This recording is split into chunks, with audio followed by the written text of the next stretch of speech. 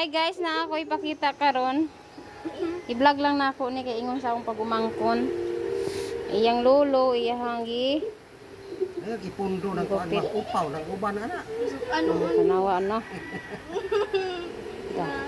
Da. Mao na. Pundo magud. Kanawa guys. Oh, Apo versus Lolo. Lucky day hulo. Ang barbira. Tarungan na kung dapat gwapo si Lolo nimo. Wapo. Kaya Wapo pa kani. Basta lang kuha ng buhok. Ana patiwa. Asa diri kani sa Upawan na lang be kay Ayaw. mas bagay kay Lolo nimong upaw. luwan ni sulo nga nakuan. Ayaw lagi pag-upaw kay wala yung buhok na. Sus! Wala na may booking ano mo pa. Paano naman ikaw? Pa, gagawin mo pa ano? Uban, ako ana ba? Tinaa. Ayaw. Naman na ganahin ang pila. Katong lang.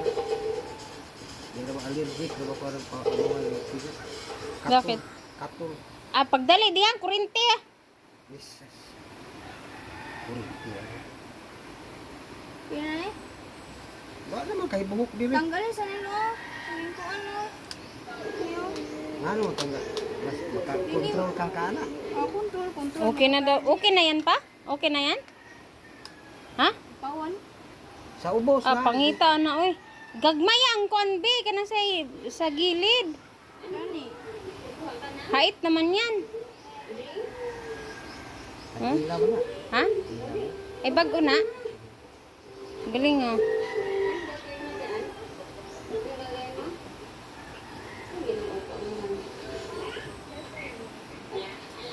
Nyuha na be? Galing ah.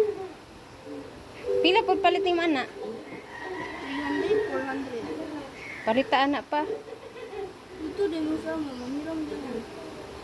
Ayaw eh. Mas okay nang naami sarili kay magkuba. Amo araman. Pag magkuba. Sila pa para magagamit ano. Mas okay na rin yung kung may gamit din oy. Kaysa manghiram-hiram.